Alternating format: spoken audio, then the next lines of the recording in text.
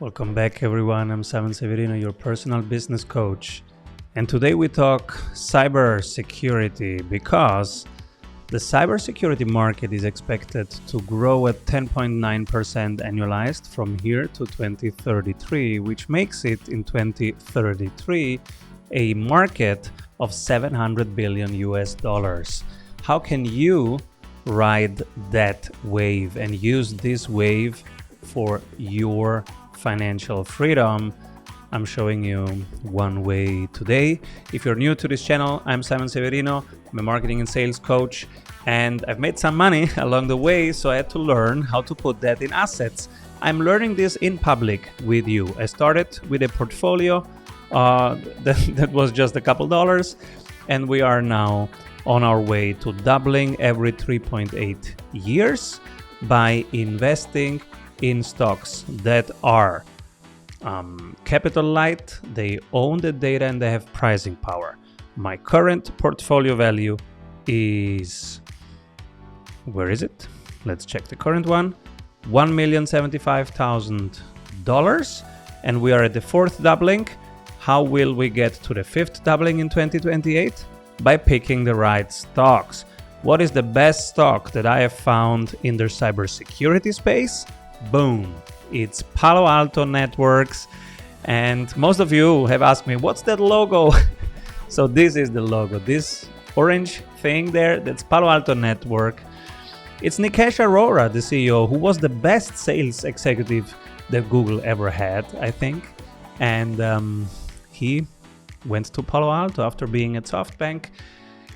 And Palo Alto Network is a data owner, has pricing power, has network effects, is capital light and high switching costs, much higher than its competitors. And we will look at its competitors in a second. And then we go through the number. We want to see the free cash flow per share increasing every year, the operating income increasing every year, and the return on capital employed increasing every year. Otherwise, I will not recommend the stock to anyone.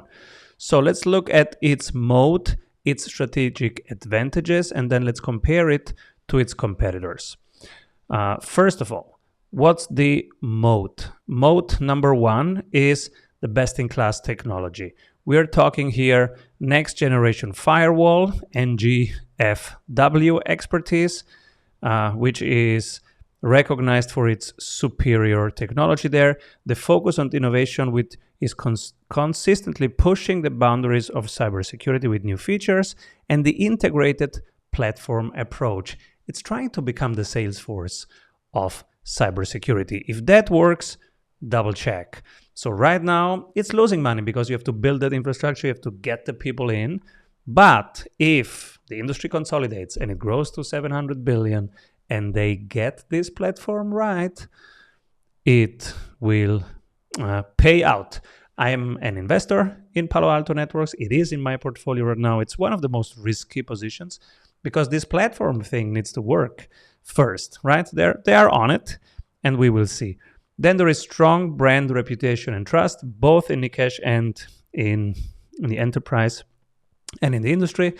High switching costs. This is what I like a lot because there is complex deployments when you implement solutions into your enterprise. Is really complicated to start. You don't want to undo that. And then there is security expertise, which when you have those skills, when you have them built up, you don't want to switch those costs and build up the skills again. And the strategic advantages are large and growing addressable market, strong sales and marketing. This is Nikesh's superpower. Strategic acquisition and cloud security leadership. Now, let's compare it directly to its most aggressive competitors. We have to talk here. I have been comparing, and I will not bore you, but I've been comparing Palo Alto to Fortinet to Cisco, and I've been comparing their technological leadership, brand reputation, switching costs, and pricing power. And as you know, I'm mostly interested in switching costs and pricing power.